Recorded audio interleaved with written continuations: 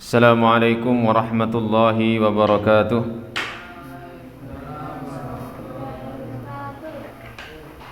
Alhamdulillahi rabbil alamin. Nahmaduhu wa nasta'inuhu wa nastaghfiruh wa natubu ilaihi wa nastahdi wa na'udzu billahi min syururi anfusina wa min sayyiati a'malina. Man yahdihillahu fala mudilla lahu wa man yudlil fala hadiya lahu. Asyhadu an la ilaha illallah wahdahu la syarika lah wa asyhadu anna Muhammadan abduhu wa rasuluh.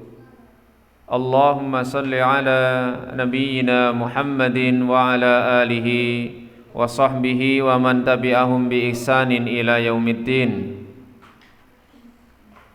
Amma ba'd.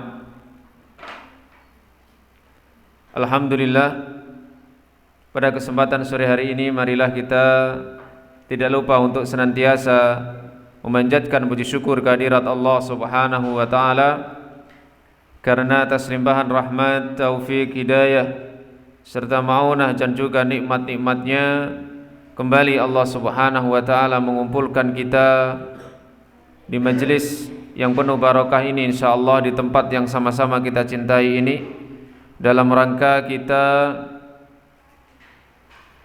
mencari ilmu agar kita termasuk orang-orang yang mendapatkan kebaikan dari Allah Subhanahu wa taala, sebagaimana yang disabdakan oleh Nabi sallallahu alaihi wasallam, "Man yuridillahu bihi khairan yufaqihu fiddin." Barang siapa yang dikehendaki kebaikan oleh Allah Subhanahu wa taala, maka ia akan dijadikan faham tentang agamanya. Maka tujuan kita hadir di majelis ilmu kali ini adalah semata-mata agar Allah Subhanahu wa taala menjadikan kita termasuk orang-orang yang faham tentang agama kita. Dengan demikian kita termasuk orang-orang yang mendapatkan kebaikan darinya. Amin ya rabbal alamin. Baik, pada kesempatan sore hari ini kita akan melanjutkan kajian tentang sirah sahabat Nabi sallallahu alaihi wasallam, khususnya 10 sahabat yang dijamin surga. 10 sahabat yang dijamin surga. Pada kesempatan yang lalu kita sudah sampaikan tentang keutamaan para sahabat dan wajibnya kita meneladani mereka. Nah, di antara sekian banyak para sahabat Nabi sallallahu alaihi wasallam, maka ada di antara mereka yang mendapatkan kabar gembira, mendapatkan keterangan langsung dari Nabi sallallahu alaihi wasallam bahwa mereka adalah penduduk surga. Ini menunjukkan bahwa Rasulullah sallallahu alaihi wasallam dengan wahyu Allah Subhanahu wa taala mengetahui siapa-siapa di antara umat beliau yang kelak akan menjadi penghuni surga. Orang-orang yang disebutkan oleh Nabi sallallahu alaihi wasallam dengan diberikannya kabar gembira bahwa mereka akan masuk surga, ini juga wajib kita imani. Kenapa? Karena Nabi sallallahu alaihi wasallam tidaklah mengucapkan sesuatu kecuali berdasarkan wahyu dari Allah Subhanahu wa taala. Di dalam hadis Abdurrahman bin Auf radhiyallahu anhu, ia berkata bahwa Rasulullah sallallahu alaihi wasallam bersabda,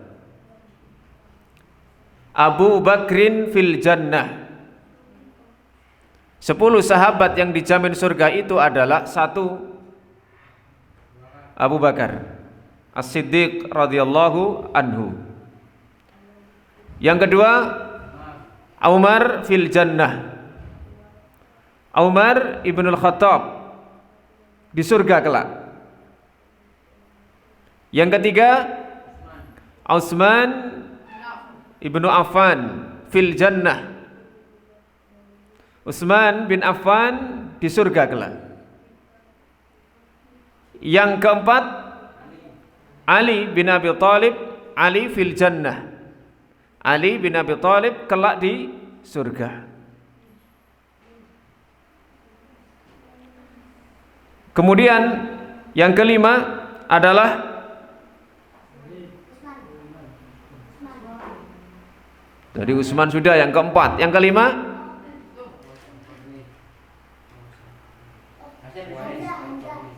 Uwais Al-Qarni, bukan. Talhah ibnu Ubaidillah. Talhah bin Ubaidillah. Talhah fil jannah. Yang keenam Az-Zubair bin Al-Awwam fil jannah. Zubair bin Awwam. Yang ketujuh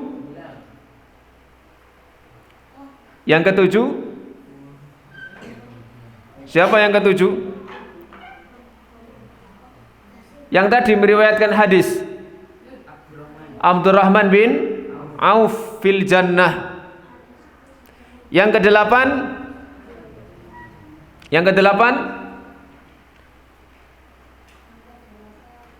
ahli pemanah, Sa'id bin Waqqas. Sa'ad bin Waqqas. Sa'ad bin Abi Waqqas. Sa'ad bin Abi Waqqas. Yang kesembilan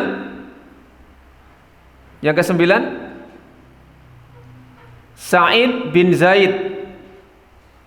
Dan yang ke-10 adalah Abu Ubaidah Ibnul Jarrah.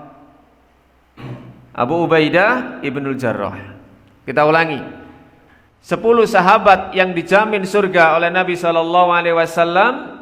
1 Abu Bakar, 2 Umar, 3 Utsman, 4 Ali, 5 Talhah, 6 Zubair, 7 Abdurrahman bin Auf, 8 Sa'ad bin Abi Waqqas. Sa'ad, bukan Sa'id.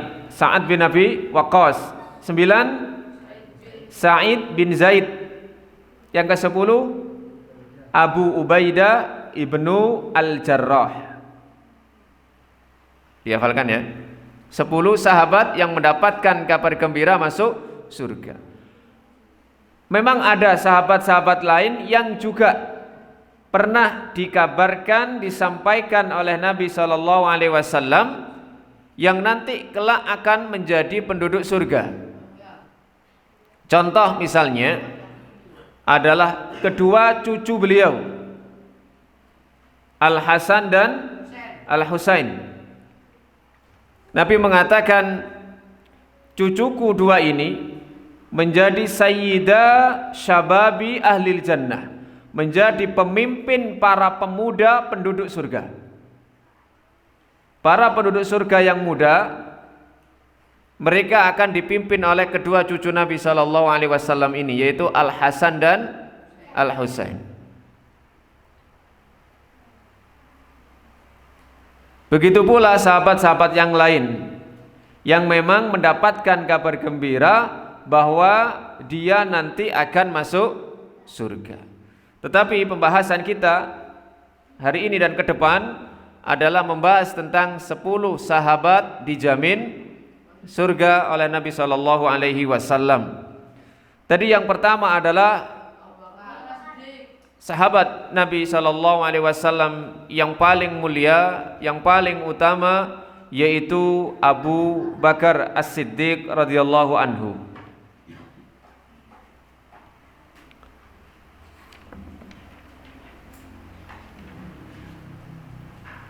Pertama kita akan membahas namanya. Siapakah nama sebenarnya dari Abu Bakar ini? Abu Bakar itu kunyah. Abu Bakar itu kunyah. Kunyah itu bukan nama sebenarnya. Panggilan seseorang ya, yang dikenal oleh masyarakat. Itu namanya kunyah. Ada juga yang namanya laqab atau julukan. Nah, kunyah ini biasanya ya, diawali dengan kata-kata Abu dan bisa diidhofahkan kepada anaknya atau yang lainnya. Nah, nama asli dari Abu Bakar adalah Abdullah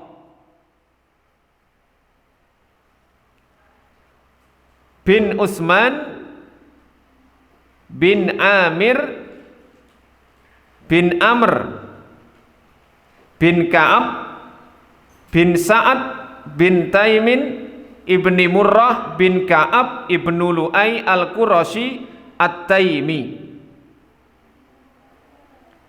Ini nama Abu Bakar setelah masuk Islam, yaitu Abdullah.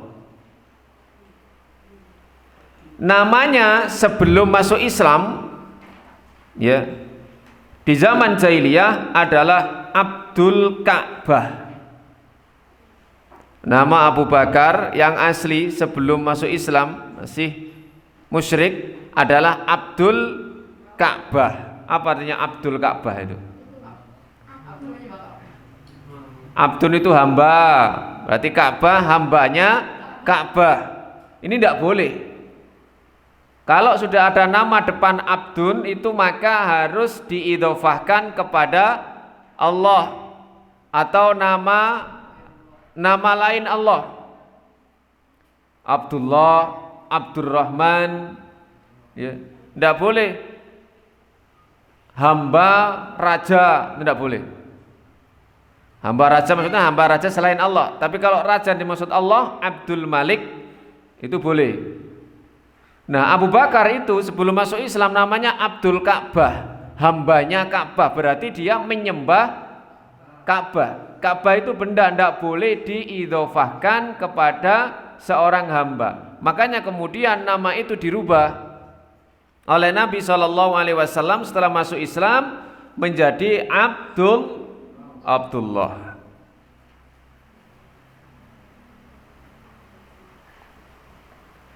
Dan ternyata Abu Bakar ini nasabnya ketemu dengan Nabi SAW itu di kakeknya yang keenam, yaitu bin Murrah bin Ka'ab. Bin Murrah bin Ka'ab. Jadi nasabnya Abu Bakar dengan Nabi ini bersambung ketemu di kakeknya yang keenam. Berarti ini satu keturunan, walaupun ketemunya di yang keenam ke atasnya. Kalau kita kira-kira ketemunya di mana ini? Di Nabi Adam ya. Sama-sama anaknya Nabi Adam. Ya. Kita saudara Nabi Adam. Kemudian nama bapaknya adalah Abu Kuhafah. Nama bapaknya adalah Abu Kuhafah. Sehingga Abu Bakrin As-Siddiq bin Abi Kuhafah. Kuhafah.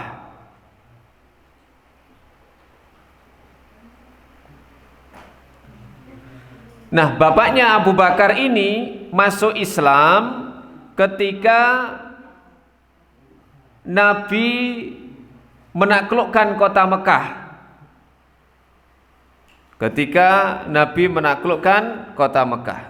Sebelumnya tidak masuk Islam. Bahkan ketika hijrah ke Madinah menemani Nabi SAW, bapaknya ini masih musyrik. Abu Kuhafah ini masih musyrik. Baru masuk Islam ketika Nabi SAW menaklukkan kota Mekah. Nah, ibu dari Abu Bakar ini namanya Aminah. Ibu dari Abu Bakar ini namanya Aminah.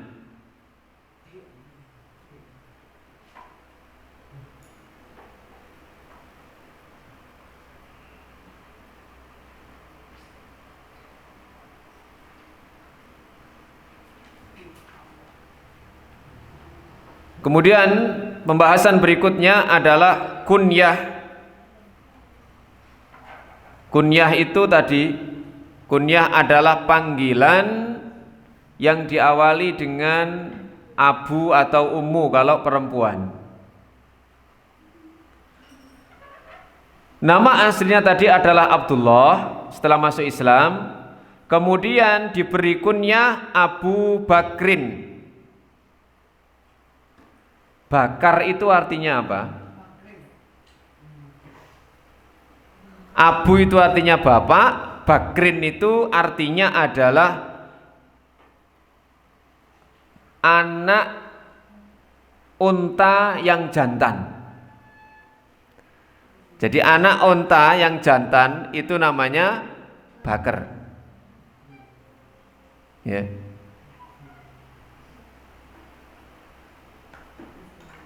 Kenapa kok beliau diberi kunyah Abu Bakar? Ya. Karena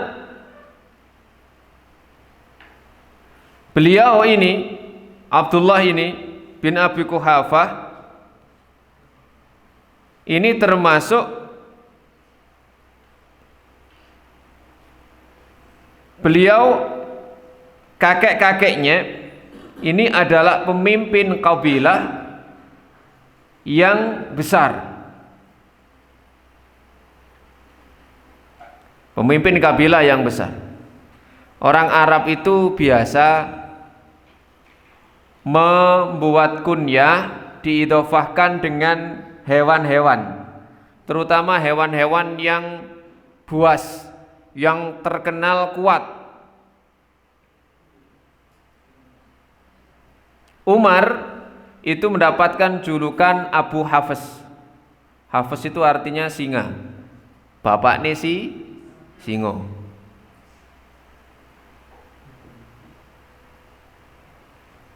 Atau Fahad. Orang Arab kadang disebut Fahad. Fahad itu macam macan ya, harimau. Itu menunjukkan bahwa mereka ingin anak-anak mereka itu memiliki kekuatan seperti hewan-hewan tersebut.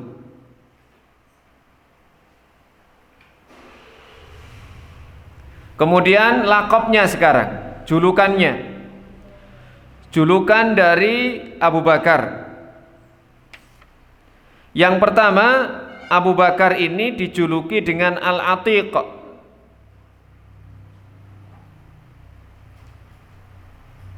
Dijuluki dengan apa? Atiq. Atiq ini artinya orang yang dibebaskan. Orang yang dibebaskan. Kenapa Abu Bakar radhiyallahu anhu memiliki julukan Al-Atiq? Karena Nabi SAW pernah bersabda, "Man sarrahu an yandura ila atiqin minan nar, falyandur ila hadha." Barang siapa yang senang, suka melihat orang yang dibebaskan dari neraka, falyandur ila hadha, hendaknya dia melihat ke orang ini. Maksudnya adalah melihat kepada Abu Bakar As-Siddiq radhiyallahu anhu. Bahkan Nabi SAW pernah bersabda langsung kepada Abu Bakar, "Anta atiqullahi minan nar." Abu Bakar, kamu adalah orang yang Allah bebaskan dari neraka. Atau dalam riwayat yang lain, "Abshir fa anta atiqullahi minan nar." Bergembiralah karena engkau adalah orang yang dibebaskan oleh Allah dari neraka.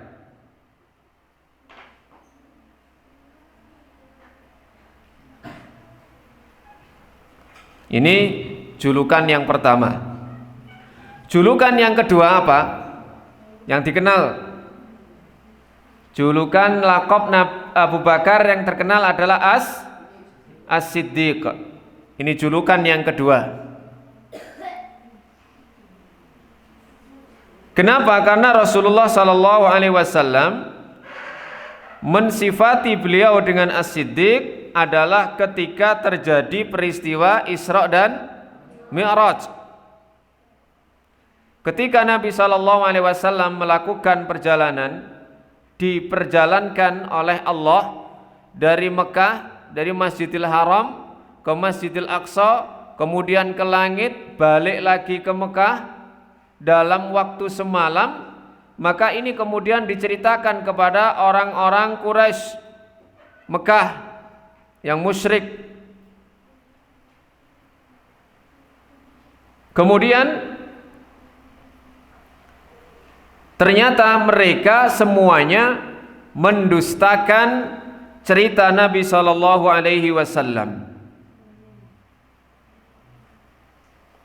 Sehingga Nabi sallallahu alaihi wasallam bersedih ketika didustakan oleh orang-orang Mekah, orang-orang musyrik Mekah. Lalu orang-orang Quraisy tadi datang kepada Abu Bakar dan mereka mengatakan, hal laka ila sahibika yaz'umu annahu usriya bihi lailah ila Baitil Maqdis. Bagaimana ini ada temanmu Muhammad yang menganggap, yang cerita bahwa dia melakukan perjalanan di waktu malam hari dalam waktu semalam sampai ke Baitul Maqdis. Karena saat itu tidak mungkin perjalanan darat ya dengan alat transportasi yang masih sangat sederhana, kok bisa semalam itu kok sampai ke Palestina. Kemudian Abu Bakar ini bertanya, au qala dzalika, apakah benar memang Muhammad mengatakan seperti itu? Mereka menjawab, na'am, iya, katanya begitu ceritanya. Apa jawab Abu Bakar? La in qala dzalika laqad shadaqa. Sungguh jika memang itu diucapkan oleh beliau, maka beliau benar. Qalu au tusaddiquhu annahu dhahaba lailah ila Baitil Maqdis wa jaa'a qabla an yusbiha. Apakah kamu membenarkannya dia pergi dalam waktu semalam ke Baitul Maqdis, kemudian datang balik lagi pulang sebelum waktu subuh, sebelum pagi? Abu Bakar lagi-lagi menjawab, na'am, inni usaddiquhu fima huwa ab'adu min dzalik. Benar, aku mempercayainya walaupun perjalanannya lebih jauh dari itu. Saya percaya. Maka usaddiquhu bi khabaris sama fi ghadwatin aw rahatin. Maka kemudian falidzalika summiya Abu Bakrin As-Siddiq. Maka sejak saat itulah Abu Bakar ini mendapatkan julukan As-Siddiq, yang selalu membenarkan apa yang diucapkan oleh Nabi sallallahu alaihi wasallam walaupun banyak orang yang tidak mempercayainya karena tidak masuk akal tadi. Dalam waktu semalam dari Mekah sampai ke Baitul Maqdis, bahkan diceritakan sampai menuju langit, lebih tidak masuk akal lagi. Makanya orang-orang Quraisy saat itu mengatakan, wah, Muhammad ini tambah suwe kok tambah stres, tambah gila. Lalu mereka datang kepada Abu Bakar tadi itu, barangkali sahabatnya ini yang runcang-runcung berdua ini enggak percaya, ternyata malah percaya. Ini. Kemudian dalam hadis yang lain, dalam hadis Anas, ia berkata Nabi SAW pernah menaiki Gunung Uhud bersama dengan Abu Bakar, bersama dengan Umar dan juga Utsman. Fawajafa bihim, ternyata tiba-tiba Uhud ini horeg, bergetar. Uhud ini, gunungnya ini bergetar, gunungnya ini bergerak. Padahal di situ ada Rasulullah sallallahu alaihi wasallam, Abu Bakar, Umar, Utsman radhiyallahu anhum. Lalu Nabi mengatakan, usbut ya Uhud, wahai Uhud, menengo, kamu jangan bergetar. Kenapa? Fa inna ma alaika, sekarang ini yang ada di atasmu nabiyun, seorang nabi. Yang kedua, wasiddiqun, dan orang yang siddiq. Dan yang ketiga dan keempat syahidani, 2 orang yang mati syahid. Ada Abu Bakar, ada Umar, ada Utsman, ada Nabi. Saat ini yang ada di atas Uhud ada seorang Nabi, yaitu aku. Yang kedua ada Siddiq, yaitu Abu Bakar. Yang ketiga dan keempat 2 orang ini nanti orangnya mati syahid. Jadi Nabi tahu kalau Umar dan Utsman itu nanti akan mati syahid. Jadi Nabi itu diberitahu oleh malaikat Jibril atas wahyu dari Allah. Kadang-kadang proses kematian orang lain itu Nabi tahu.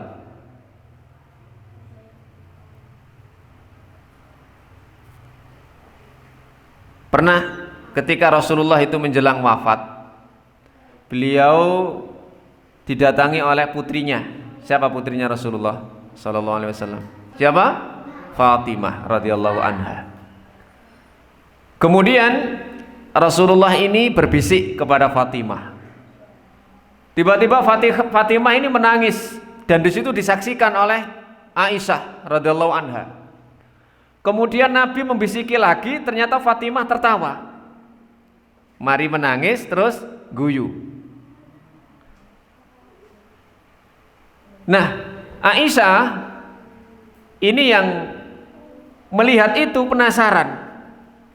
Fatimah, sampean mang diomongi apa karo Kanjeng Nabi? Kok mari dibisiki nangis, mari ngono dibisiki maneh kok guyu. Berarti mari nangis guyu. Akhirnya Fatimah menjawab, "Enggak, saya enggak akan beritahu kamu kecuali nanti." Ternyata betul Nabi Shallallahu alaihi wasallam wafat. Ditagih oleh Aisyah, masih penasaran ini. Bahasa sekarang masih kepo ya, ingin tahu betul. Fatimah, nah, dulu kamu pernah punya hutang sama saya. Menceritakan apa sih yang dibisikkan oleh Nabi sehingga kamu pertama kok nangis, setelah itu tertawa. Oh ya, saya ceritakan sekarang. Kenapa saya menangis? Karena abahku, yaitu Nabi SAW, membisikkan kepadaku bahwa sebentar lagi beliau wafat. Sebentar lagi beliau wafat. Maka saya menangis, sedih. Terus lalu kenapa kamu kok tertawa setelah itu? Beliau bisiki aku lagi, nanti yang pertama kali dari keluargaku yang nututi mati, kamu Fatimah. Fatimah malah tertawa. Gimana ini? Misalnya sampean, ya ini punya bapak yang sudah tua, aku dilungkas wis kira-kira kate mati. Kok sing pertama kali tututono ya, aku melok mati. Gimana? Sedih apa tertawa? Sampean dikandani, engko nek aku mati dilungkas awakmu ya mati. Gimana? Guyu ya? Ora percaya, Pak, ngene guyu ya, gak percaya ngene. Tapi ini Nabi yang mengatakan, maka Fatimah itu senang sekali. Kenapa? Karena dalam waktu ternyata betul 6 bulan setelah wafatnya Nabi, putrinya Fatimah ini nututi wafat juga. Nah gitu. Ini kalau orang sudah begitu cintanya kepada orang-orang yang dicintai seperti itu, tapi tidak bunuh diri loh ya. Misalnya ya saking cintanya kepada suaminya meninggal, akhirnya wah aku ikut mati Pak, ndi ono gladi tak gak bunuh diri. Akhirnya gak ketemu gladi, ketemu tombak. Akhirnya bunuh diri. Gara-gara ingin nututi orang yang dicintai. Tapi ini ndak, Fatimah ini memang diberitahu oleh Rasulullah berdasarkan wahyu bahwa akan menututi beliau. Apa menututi itu?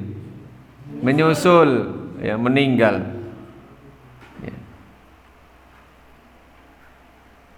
Jadi Nabi sendiri yang memberikan gelar As-Siddiq kepada Abu Bakar radhiyallahu anhu. Ini gelar yang kedua. Gelar yang ketiga, Abu Bakar ini mendapatkan gelar As-Sahib. As-Sahib.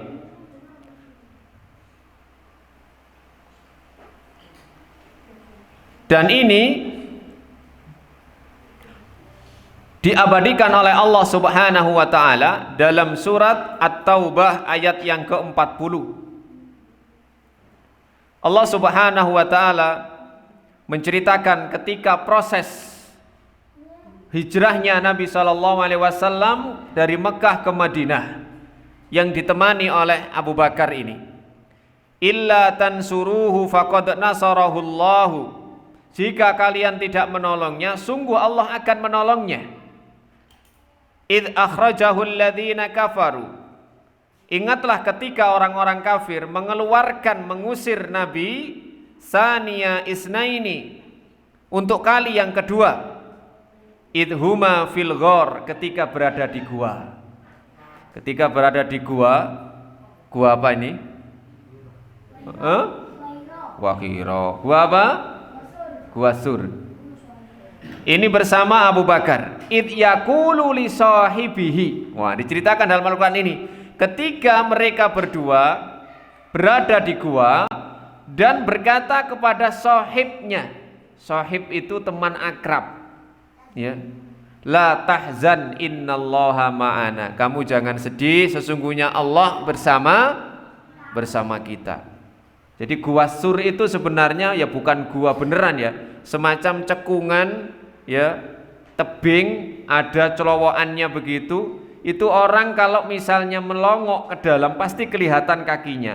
Dan saat itu Rasulullah dan Abu Bakar dikejar oleh orang-orang musyrik Mekah, sudah berada di atasnya, sudah berada di atas cekungan itu. Nabi dan Abu Bakar ada di dalamnya. Abu Bakar kelihatannya was-was, khawatir. Wah, ini kalau sedikit saja melongok ke bawah pasti terlihat kaki kita. Nabi kemudian mengatakan, la tahzan, gak usah sedih Abu Bakar, Allah akan melindungi kita. Benar, kemudian Allah selamatkan. Maka disinilah kemudian julukan Abu Bakar adalah As-Sahib. Yang keempat, julukannya Abu Bakar dalam Al-Quran adalah Al-Atqa, orang yang bertakwa. Ini Allah abadikan dalam surat Al-Lail ayat yang ke-17. Surat Al-Lail ayat yang ke-17. Wa sayujannabuhal atqa alladzi yu'ti malahu yatazakka wa ma li ahadin indahu min ni'matin tujza illa batigha wajhi rabbihil a'la wala sawfa yarda. Wasayujannabuha, Allah akan menjauhkannya al-atqa, orang yang bertakwa. Siapakah orang yang bertakwa ini? Abu Bakar. Yang dimaksud di sini adalah Abu Bakar.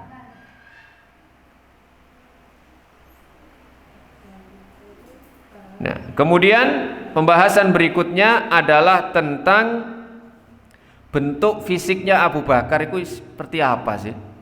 Perawaannya Abu Bakar itu seperti apa? Gemuk ataukah kurus, atau tinggi ataukah pendek? Ya, ini sifat ya fisik Nabi sallallahu alaihi wasallam. Kira-kira yang paling tahu sifatnya Nabi, sifatnya Abu Bakar. Sifatnya Abu Bakar ini siapa? Siapa yang paling tahu? Anaknya. Siapa anaknya? Anaknya Abu Bakar siapa? Aisyah radhiyallahu taala anha. Mumtaz. Siapa itu? Enggak kelihatan rupanya, ada suaranya. Suara tanpa rupa. Andika. Nah, Abu Bakar ini disifati oleh putrinya sendiri yaitu Aisyah radhiyallahu anha. Beliau mengatakan, kana rajulan abyadha. Kulitnya Abu Bakar ini putih. Abu Bakar ini berkulit putih. nahifan khafifal 'aridain. Abu Bakar ini memiliki rambut tipis di sekitar pipinya. Jadi godeknya itu tipis. Godeknya tipis.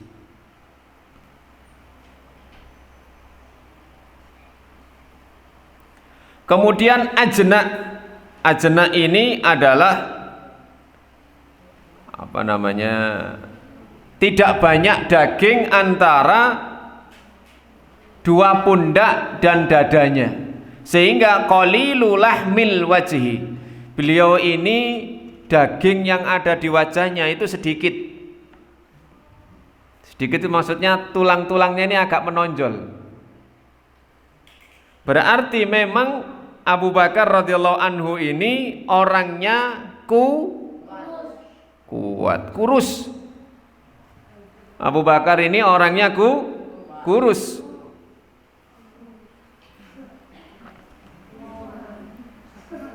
Sehingga ya tidak banyak daging yang melekat pada tulangnya. Makanya sarungnya Abu Bakar itu sering melorot.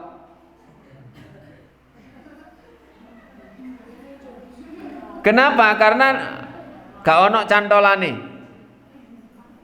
Beda kalau misalnya perutnya gelembung ya. Wah, itu sarungan aja dicalon ndok perutnya gak ucul itu ya. Abu Bakar itu pinggangnya tidak banyak dagingnya, kurus memang orangnya. Sehingga pernah Nabi mengatakan ketika menyampaikan man jarra saubahu khuyala'a la yandurullahu man jarra saubahu khuyala'a. Allah tidak melihat orang yang menjulurkan sarungnya sampai di bawah mata kaki ngelembreh ke tanah. Nah, Abu Bakar mengatakan, "Lho, kula dos pundi Nabi? Sarung kula niki sering melorot, kadang sampai ngelembreh-ngelembreh."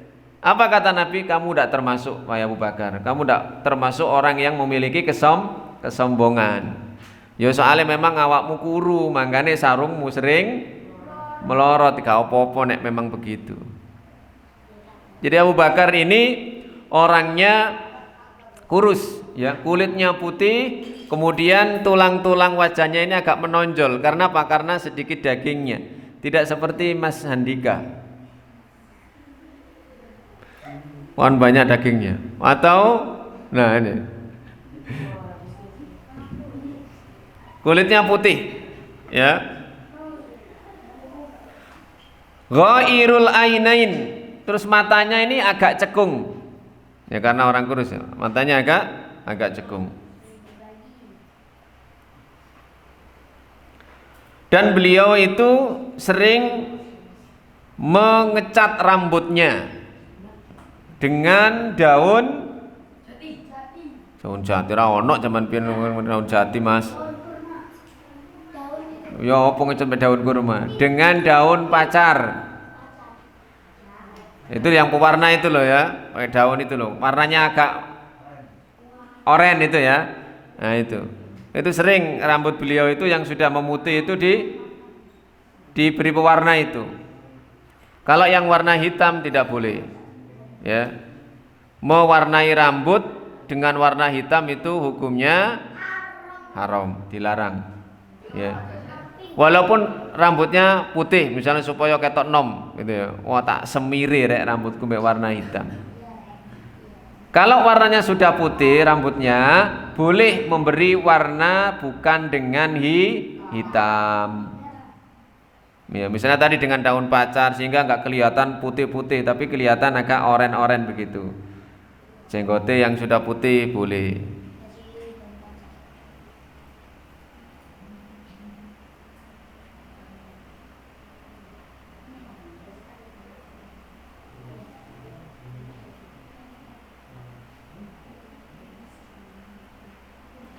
Nah itu sifat fisik dari Abu Bakar.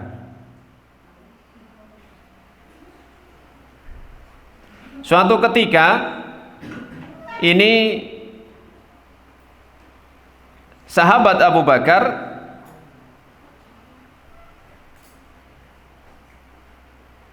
lewat di hadapan orang banyak dalam keadaan rambutnya ini diwarnai merah tadi itu, dengan daun pacar tadi, dengan khinak tadi itu.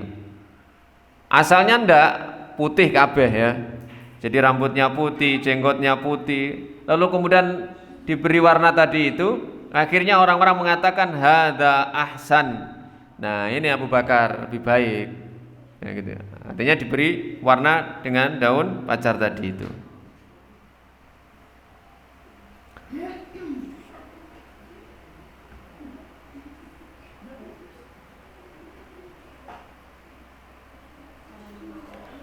Kemudian sifat tadi kan sifat fisiknya, sekarang akhlaknya. Kana Abu Bakrin radhiyallahu anhu rajulan akilan. Sahabat Abu Bakar ini adalah seorang yang cerdas. Sadidur ra'yi, pola pikirnya ini lurus. Pikirannya lurus. Wa qad kana fi ba'dil ahyan sadidal hadri wal hayata fi idaratihi. Dan kadang-kadang beliau menjadi orang yang sangat tegas untuk memperingatkan sesuatu dan memiliki kemauan keras untuk mendapatkan apa yang beliau inginkan. Beliau syariful aghrad, tujuannya sangat mulia. Beliau tidak menyukai kelezatan-kelezatan. Sa'iyan lil khairi, selalu berusaha melakukan kebaikan. La li maslahatihi adzatiyah falam yabtaghi man wara'a min wara'i hukmihi mutami'un dunyawiyah. Beliau tidak pernah memiliki tujuan untuk duniawi.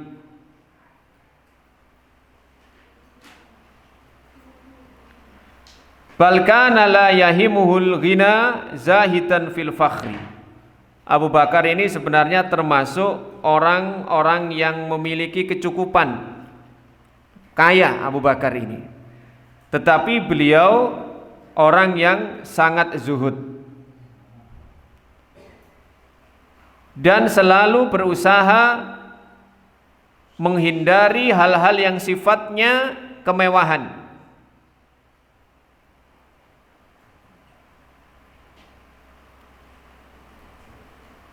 Beliau juga syadidul haya, sangat pemalu. Abu Bakar ini sangat pemalu. Kasirul wara', orang yang sangat hati-hati. Dan beliau termasuk orang yang tidak pernah beribadah kepada berhala atau patung, termasuk minum khamr. Jadi Abu Bakar ini memang dari sifat tabiat aslinya ini memang orang yang baik. Walaupun belum masuk Islam, belum beriman kepada Nabi, tapi beliau tidak pernah nyembah kepada patung, tidak pernah bersujud kepada berhala. Bahkan juga tidak pernah minum khamr. Dan beliau dikenal dengan akhlak-akhlak yang baik. Makanya beliau ini sangat mudah untuk menerima dakwah Rasulullah sallallahu alaihi wasallam. Dan memang sejak mudanya Abu Bakar ini bersahabat dengan Nabi sallallahu alaihi wasallam. Berikutnya, bagaimanakah kisah masuk Islamnya Abu Bakar? Bagaimana kisah masuk Islamnya Abu Bakar? Sejak awal Abu Bakar ini mengenal Rasulullah Muhammad sallallahu alaihi wasallam, Muhammad bin Abdullah. Dan Rasulullah sallallahu alaihi wasallam itu dikenal orang yang memiliki akhlak yang mulia. Sehingga karena Abu Bakar ini memiliki akhlak yang mulia pula, maka cocok dan tertarik dengan Rasulullah sallallahu alaihi wasallam. Sehingga Abu Bakar ini senantiasa membenarkan apa yang diucapkan oleh Nabi sallallahu alaihi wasallam.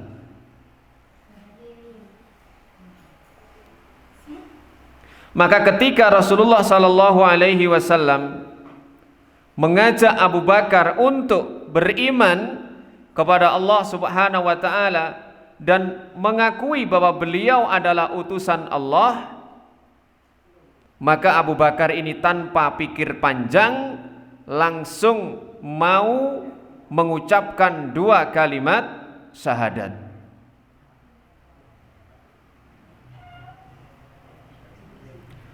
Maka Abu Bakar ini termasuk orang yang pertama kali masuk Islam dari kalangan orang-orang yang dewasa.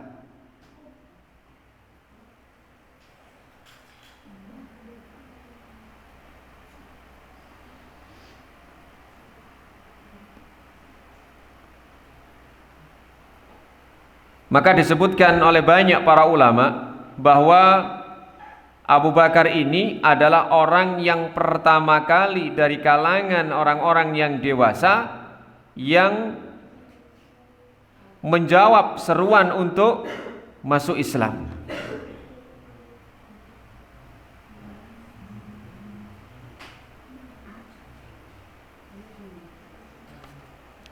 Di sini disebutkan dalam biografi beliau,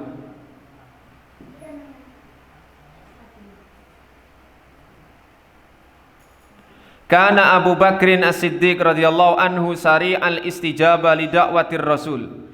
Abu Bakar As-Siddiq ini adalah orang yang paling cepat menjawab dakwahnya Rasul sallallahu alaihi wasallam. Faqad udda Abu Bakrin As-Siddiq awwalu man amana minar rijal. Abu Bakar As-Siddiq ini terhitung orang yang pertama kali dari kalangan orang-orang dewasa yang masuk Islam, yang beriman. Waqad akhbaran Nabi sallallahu alaihi wasallam annahu lamma bu'isa. Sungguh Nabi telah memberi kabar bahwa ketika beliau diutus jadi Rasul, semua manusia saat itu mendustakan beliau, tidak percaya. Dan wasaddaqahu Abu Bakrin, aslama Abu Bakar. Kemudian Abu Bakar membenarkan sehingga Abu Bakar pun masuk Islam.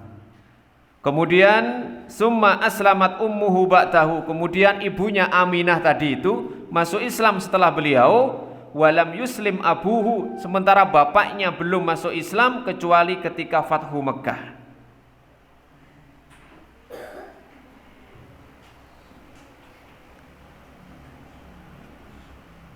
Kemudian juga disebutkan awwalu man shalla Abu Bakrin As-Siddiq.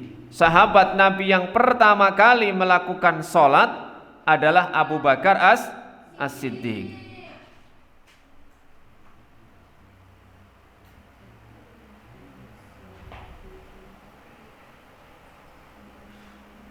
Kemudian hubungannya dengan Rasul sallallahu alaihi wasallam, ini kata Aisyah, ma aqalat abawai illa ma aqaltu abawayya illa wahuma yadinanid din. Wa ma marra alaina yaumun qattu illa wa Rasulullah sallallahu alaihi wasallam ya'tina fihi bukratan wa asyiya. Jadi awal-awal dakwahnya Rasul sallallahu alaihi wasallam, maka Rasulullah ini senantiasa mengunjungi keluarga Abu Bakar ini baik di pagi hari maupun di sore harinya. Kenapa? Karena begitu eratnya persahabatan antara Rasul sallallahu alaihi wasallam dengan Abu Bakar As-Siddiq radhiyallahu anhu.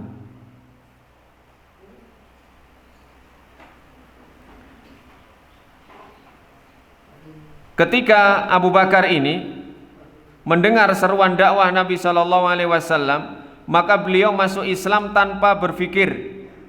Beliau masuk Islam tanpa memikirkan sesuatu hal dan beliau langsung masuk Islam saat itu. Dan beliau pun mengumumkan keislamannya.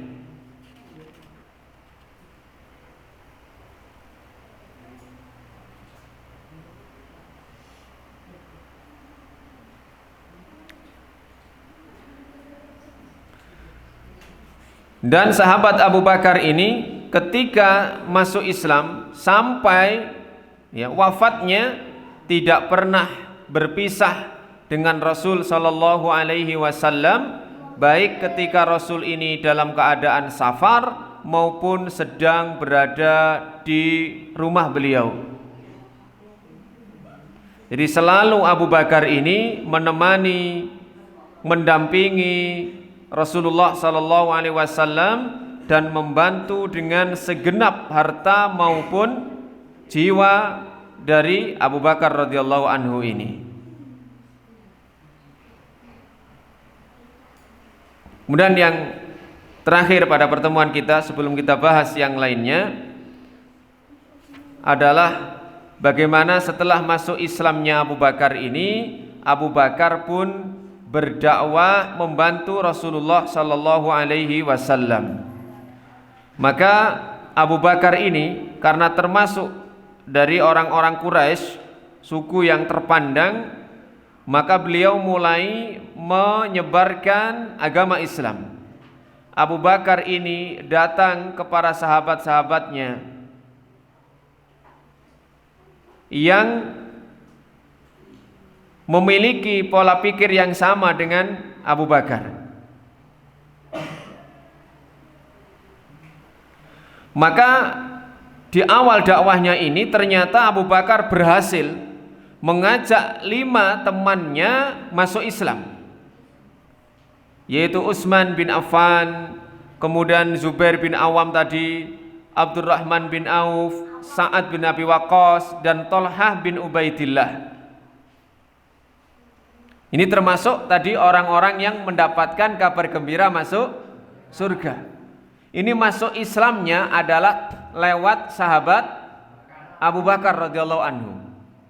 Wa amaman nabiyyi a'lanar rijal al-khamsah islamahum wa baya'un nabiyya sallallahu alaihi wasallam wa btasama Abu Bakrin radhiyallahu anhu fi ridon wa imanin. Maka ketika 5 sahabatnya Abu Bakar ini datang kepada Nabi sallallahu alaihi wasallam, maka mereka ini semuanya mengikrarkan 2 kalimat syahadat di hadapan Nabi sallallahu alaihi wasallam. Mereka berbaiat, berjanji setia kepada Nabi sallallahu alaihi wasallam. Maka Abu Bakar pun tersenyum dalam keadaan ridho dan iman di hadapan Nabi sallallahu alaihi wasallam. Kemudian Abu Bakar terus berdakwah menyebarkan Islam secara rahasia. Berbincang-bincang dengan Utsman bin Mad'un, kemudian Abu Ubaidah ibnul Jarrah, kemudian Arqam bin Abil Arqam, Abu Maslamah, dan ternyata semuanya ini juga masuk Islam lewat dakwahnya Abu Bakar. Padahal Nabi tidak mendakwai mereka, tapi karena ini adalah sahabat-sahabat Abu Bakar, maka Abu Bakar kemudian mendatangi mereka satu persatu. Akhirnya 4 orang ini sekaligus masuk Islam dan dibawa oleh Abu Bakar menghadap Nabi sallallahu alaihi wasallam, dan keempat-empatnya ini sudah masuk Islam. Sehingga berapa totalnya? 5 tambah 4 9. Dan kemudian Nabi menjadikan rumah Al-Arqam Ibnul Arqam tadi, Ibnu Abil Arqam, menjadi pusat pengajaran Islam. Jadi rumahnya Al-Arqam Ibnu Abil Arqam, sehingga disebut dengan Darul Arqam. Jadi Nabi mengajarkan Islam di tempat atau di rumah Al-Arqam ini. Sehingga kemudian Abu Bakar semakin bersemangat untuk berdakwah, membantu Nabi sallallahu alaihi wasallam, sehingga banyak juga dari kalangan orang-orang Quraisy yang sedikit demi sedikit mulai masuk Islam. Ya, ini adalah bentuk ya bagaimana Abu Bakar As-Siddiq ini membantu Nabi sallallahu alaihi wasallam untuk berdakwah menyebarkan agama Islam.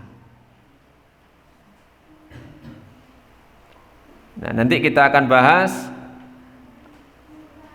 tentang pada pertemuan yang akan datang bagaimana kiprah atau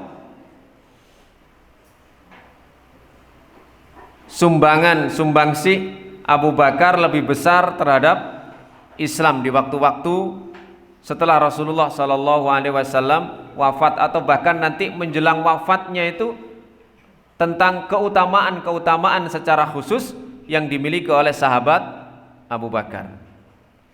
Baik, kita ulangi lagi. Tadi nama aslinya Abu Bakar sebelum masuk Islam siapa? Abdul Ka'bah. Setelah masuk Islam Abdullah. Nama bapaknya siapa? Abu Kuhafah. Nama ibunya Aminah. Nama ibunya Aminah. Apa saja julukannya Abu Bakar tadi? As-Siddiq. Yang pertama Al-Atiq, kemudian As-Siddiq, kemudian Al-Atqa, As-Sahib. Paling tidak 4 itu ya julukannya Abu Bakar. Kemudian siapa orang-orang yang masuk Islam melalui Abu Bakar?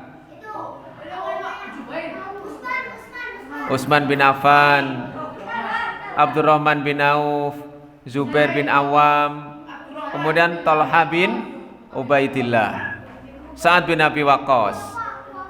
Kemudian ada 4 lagi. Siapa tadi? Siapa lagi yang 4 tadi? Abdullah bin Mad'un. Kemudian siapa lagi tadi? Abu Ubaidah ibnul Jarrah, Al-Arqam bin Abil Arqam, dan Abu Maslamah. Dan banyak lagi yang masuk Islam melalui perantara dakwah Abu Bakar As-Siddiq. Nanti belum ya, ceritanya Umar setelah selesai Abu Bakar. Dan ini masih lanjut lagi pada perjalanan hidup sahabat Abu Bakar. Insya Allah nanti kita akan bahas pertemuan yang akan datang. Kita cukupkan pertemuan kita sore hari ini. Mudah-mudahan menjadi ilmu yang bermanfaat dan kita bisa meneladani ya sifat-sifat dan juga apa yang ada pada diri sahabat yang mulia Abu Bakar radhiyallahu anhu. Amin ya rabbal alamin. Subhanakallahumma bihamdika asyhadu an la ilaha illa anta astaghfiruka wa atubu ilaik. Assalamualaikum warahmatullahi wabarakatuh.